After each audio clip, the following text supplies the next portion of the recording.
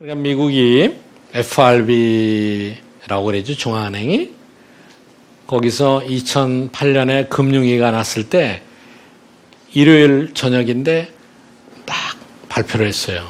금리를 엄청 내리고 채권을 엄청 사가지고 천문학적인 숫자로 미국에 달러를 공급했습니다. 전 세계에. 계속해서 사들이는 거예요. 그런데 재미있는 것은 그 당시에 미국의 FRB, 중앙은행의 의장, 우리는 총재라고 하는데 거기는 의장이에요. 의장이 버냉키라는 분이었어요. 근데 그분은 프린스턴 대학에서 경제학 교수를 하다가 중앙은행 의장으로 갔는데 정말 아이러니컬하게도 그분이 쓴 박사학위 논문이 뭐였느냐면은 대공황에 대한 연구였어요. 그런데 대공황과 가까운 큰 경제위기가 왔거든요. 그러니까 우리 전 시간에 얘기했잖아요. 케인스. 그거를 연구한 분이었어요. 그러니까는 즉각적으로 조치를 시작한 겁니다. 전 세계가 공조를 해가지고. 그래서 지금 현재 세계 경제가 어려운 것은 사실인데 세계 경제가 어려운 가운데서도 제일 먼저 살아나고 있는 경제가 미국 경제입니다. 미국 경제는 최근에 금리를 인상할 것 때문에 날마다 걱정을 해요. 날마다 카운트다운을 하고 있어요. 언제 올릴 거냐, 언제 올릴 거냐. 그런데 요즘 중국이 좀 어려워지니까 조금 주저하고 있는데 어찌됐든 미국은 최근에 경제 성장률이 3.7%까지 됐어요. 굉장히 높은 겁니다. 금리를 인상하려고 해요. 금리를 인상하려고 한다는 거는 뭐라고 그랬어요? 지난 시간에 경기가 좀 과열될 거를 우려하는 거죠. 어떤 의미에서는 행복한 고민이죠. 자, 그래서 통화 공급의 첫 번째 관문은 공개 시장이다. 그 다음에 두 번째가 있어요. 두 번째는 어떤 경로로 통화를 공급하느냐. 자, 중앙은행은 은행의 은행이라고 그랬어요. 은행이 갖다 맡기는 은행이에요. 자, 그런데 여러분 다 예금 통장은 있잖아요. 예금 구자가 다 있어요. 그러니까 여러분이 예금 구자에다 100만 원을 입금을 하면은 은행에서는 이 100만 원을 가지고 금고에 그냥 쌓아놓기만 하면 어떻게 되겠어요? 은행이 망하는 거죠. 필요한 사람한테 필요한 기업에게 빌려주잖아요. 그렇잖아요? 근데 100을 맡겼는데 100을 다 빌려주면은 찾으러 왔을 때 어떻게 돼요? 부도가 나는 거죠. 못 내주는 거죠. 그래서 은행은 여러분의 예금을 받으면은 일정한 비율은 예금 인출에 대비해서 갖고 있습니다. 그거를 우리가 지불 준비금이다 이렇게 얘기합니다. 예금 인출에 대비해서 은행이 보유한 현금입니다. 여기 은행은 경우에 따라서 중앙은행이에요. 중앙은행에다 계좌로 맡겨놓을 수 있습니다. 그리고 중앙은행은 은행의 은행이기 때문에 모든 시중은행은 한국은행에 계좌가 있습니다. 그걸 지불 준비금이에요. 그런데 몇 퍼센트를 맡겨놓느냐? 그거를 지불 준비율이라고 그래요. 예금 중에 지불 준비금. 20%를 하면은 100만 원을 맡겼을 때 은행이 80만 원만 다른 용도로 쓰고 20은 지불 준비금으로 갖고 있게 되는 거죠. 너무나 쉽죠? 간단합니다. 자, 여러분 생각해 보세요. 지불 준비율을 높이면은 100만 원을 예금했을 때 지불 준비율을 30%라고 하면은 은행은 70만 가지고 돈을 운용을 하죠. 40으로 높이면 60만 가지고 운용하죠. 그러니까 시중에 유통되는 통화가 어떻게 되겠어요? 지불 준비율이 높아지면은 적어지게 되는 거죠. 그렇죠? 그러니까 은행이 돈이 더 필요하고 경기가 좀 안 좋아서 중앙은행에 돈을 더 공급할 필요가 있으면은 채권도 사고 지불 준비율도 이번에는 어떻게 돼요? 더 낮춘 거죠. 그러면은 시중에 유동성이 이제 아시죠? 새로운 용어 나왔죠? 유동성이 더 풍부해진다. 이렇게 된 겁니다. 그래서 통화를 공급하는 경로가 공개시장에 있고 그 다음에 지불 준비율을 조정하는 게 있습니다. 그 다음에 또 하나가 있어요. 세 가지 방법으로 조정을 하는데 이것도 쉬운 얘기입니다. 자, 우리 소비자들은, 기업은 은행에 가서 돈을 빌려요. 그런데 은행은 꼭 예금만 가지고 운용하는 게 아니에요. 지금 어떤 은행이 은행은 대개 몇백 좀 몇천 이렇게 갖고 있지만 간단하게 예를 들어서 한 100억을 갖고 있다. 100억을 대출해 줄 수 있다. 그런데 어느 기업에서 갑자기 150억을 대출해 달라. 그러다 보니까 지불 준비금 까먹을 수는 없잖아요. 그러니까 은행에 돈이 모자라요. 그러면은 그때 어떻게 되느냐? 은행이 꼭 필요하면은 어디에 가서 돈을 빌리냐? 은행은 중앙은행에 가서 돈을 빌립니다. 그렇죠? 그 중앙은행은 예금은행에 대여 돈을 빌려줄 수가 있습니다. 중앙은행은 너무나 편하죠? 찍기만 하면 되니까. 그러면서 예금을 공짜로 빌려주는 게 아니라 적절한 이자율을 붙여요. 그거를 재할인율이라고 합니다. 디스카운트를 해서 주는 거죠. 재할인율이에요.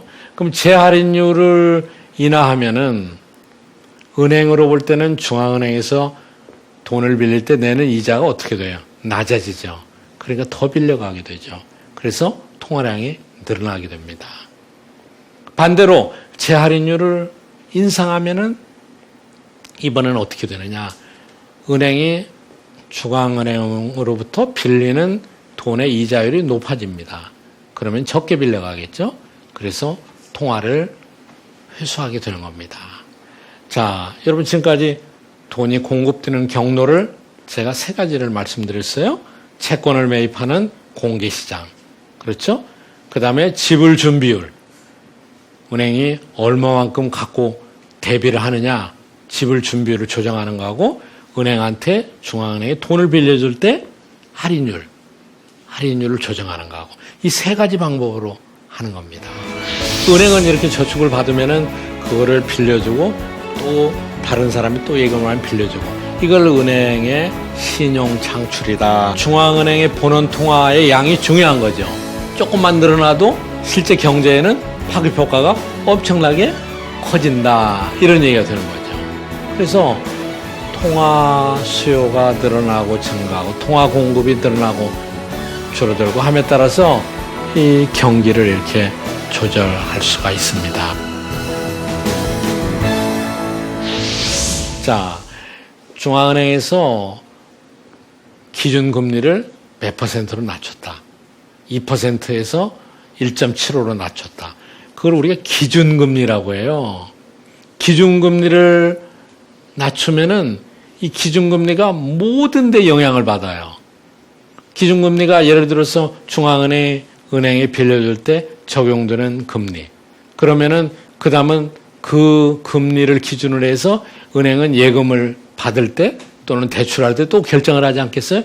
모든 게 다 변합니다. 그래서 기준금리가 중요하게 되는 것입니다. 자, 그 다음에 이제 또 하나 우리가 생각해 봐야 될 게 있는데요. 자, 은행이 신용을 창출한다. 은행이 여러분한테 예금을 받으면은 뭔가 또 새로운 신용, 크레딧, 빌려줄 수 있는 여유가 더 생기게 되는 거예요. 자, 이것도 간단한 사례인데, 여러분 보세요. 은행에 예금을 했는데 그 예금이 다시 대출이 되면은 통화량이 늘어난 효과가 된다. 어떻게 그렇게 되느냐? 간단히 한번 생각해 보세요. 이게 알콩달콩 경제학이라고 제가 만화로 연재했던 건데, 알콩이가 10,000원을 저축하면은 은행은 10,000원 중에 지불 준비금 2,000원만 남기고, 이제 여러분 지불 준비금 아시잖아요. 이제 잘못하면 만화도 못 읽으실 뻔했어요. 자, 8,000원은 대출한다. 맞죠? 2,000만 원. 그러면은 그 A에게 8,000원을 대출했어요. 그러면 A는 8,000원 중에 일부를 소비하고 은행에 6,400원을 예금해요. 그럼 은행은 6,400원 중에서 또 1,280원의 지불 준비금을 남기고 또 대출하는 거예요. 그럼 여러 사람이 활용할 수 있잖아요. 처음 출발은 10,000원이었는데 계속해서 활용이 되잖아요. 그래서 자꾸 예금을 하라고 하는 겁니다. 은행은 이렇게 저축을 받으면은 그거를 빌려주고 또 다른 사람이 또 예금을 하면 빌려주고 이걸 은행의 신용 창출이다 이렇게 얘기합니다. 자, 이거를 제가 만화에서 알콩이가 얘기했던 거를 조금 보기 쉽게 그려봤어요. 지급 준비율이 10%라고 가정해 본다면은 중앙은행이 통화를 100을 공급을 했어요. 그러면 이게 누구한테인가 같습니다. 그래서 1단계에서는 은행이 90을 예금으로 받고 준비금을 10을 갖고 있습니다. 그리고 대출을 하게 된 거예요. 그러면은 2단계에서는 다시 지불 준비금 얼마를 남겨놓고 계속해서 대출을 하게 되는 거죠. 그러면 여기서 여러분 보신다면은 계속해서 어떻게 되느냐면은 시중에 유통하는 통화량은 처음에 100을 공급했는데 그 중에 예금을 했는데 이 중에 90은 또 대출이 되잖아요. 또 이 중에서 81은 또 대출이 되는 거예요. 그걸 계속해서 거쳐가지 않겠습니까? 예금 받은 걸 다 지불 준비금만 남기고 다 대출한다고 생각하면은. 그러면 이렇게 해서 이걸 다 합해 보는 거예요. 그러면은 어떤 결과가 가져오느냐? 돈이 다 같은 돈이 아니에요. 중앙은행에서 나오는 통화는 본원통화라고 그래요. 본원통화가 딱 100이 공급이 됐어요. 그런데 이 본원통화가 시중에 은행을 돌아다니고 대출을 하면서 훨씬 더 많이 쓰이게 돼요. 100보다도 훨씬 더 많이 늘어나는 거예요. 그래서 이거를 우리가 은행의 신용 창출이다 이렇게 얘기합니다. 또 바꿔 얘기하면은 이만큼 중앙은행의 본원 통화의 양이 중요한 거죠. 조금만 늘어나도 실제 경제에는 파급 효과가 엄청나게 커진다 이런 얘기가 되는 거죠. 이게 이제 소비 성향하고 또 관계가 있어요. 왜 소비 성향하고 관계가 있느냐? 여기서 보시면은 100이 공급됐는데 예금을 다 했잖아요. 이게. 그런데 예금을 다 하니까 은행에서는 90은 대출하고 10은 지불 준비금으로 갖고 있었잖아요. 그런데 소비 성향이 높은 경우에는 소득이 생기면은 많이 써버리고 저축하는 건 적다고 그랬잖아요. 그럼 은행의 신용 창출, 예금, 그리고 은행권, 예금으로 들어가는 돈이 적어지면 적어질수록 은행의 신용 창출 효과는 낮아진다.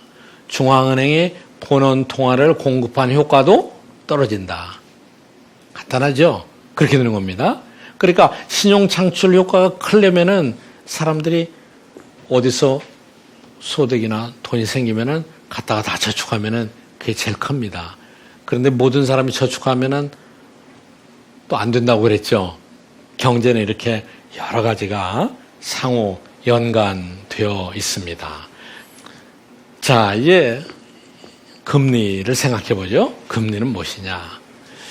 금리란 돈에 대한 이자율이다. 돈을 빌렸을 때 그 돈에 대한 사용료, 원금에 대한 사용료의 비율을 말한다. 맞죠? 돈의 값입니다. 돈의 가치예요. 금리는 돈의 가격이다. 돈이 귀해지면은 가격이 오르고, 그렇죠? 돈의 몸값이 올라가죠? 그리고 금리도 올라간다.